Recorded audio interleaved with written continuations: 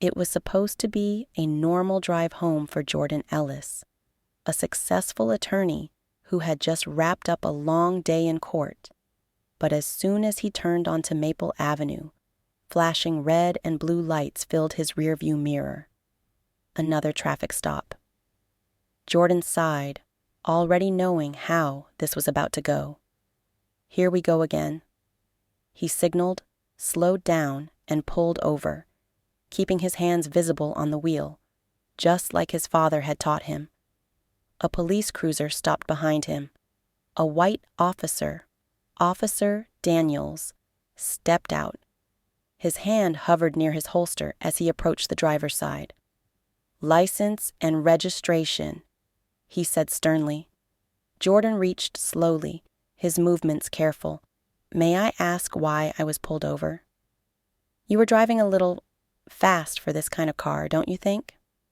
Jordan frowned. "This kind of car?" Officer Daniels' eyes scanned the vehicle. A custom luxury sports car, sleek, spotless, expensive. He didn't believe Jordan could afford it, and that was all the reason he needed. Instead of answering Jordan's question, Daniel's assumptions took over. "Step out of the car." "On what grounds?" said calmly. "I'll figure that out later." Jordan exhaled, gripping the steering wheel for a second before carefully stepping out. The moment he did, Daniels grabbed his arm and shoved him against the car. Jordan winced. A second officer, Officer Reed, arrived just as Daniels snapped the cuffs on Jordan's wrists. Suspicion of grand theft auto. "You think I stole my own car?" said in disbelief. Officer Reed hesitated, glancing at Jordan's expensive tailored suit.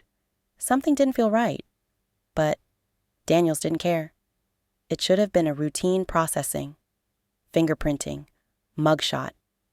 But then, the station doors burst open. A well-dressed black woman in heels stormed in, fire in her eyes. Behind her, the chief of police.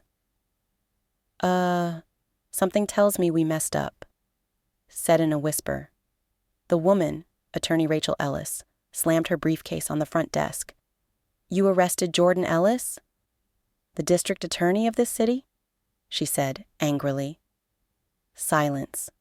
Officer Daniels froze. He's the DA?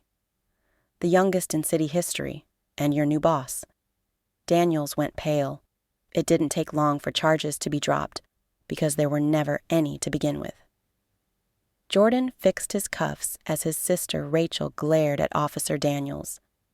"Don't worry, he won't press charges." Daniels exhaled in relief. "But I will."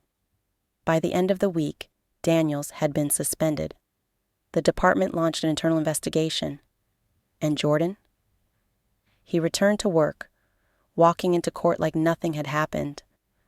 Because power isn't about badges. It's about justice.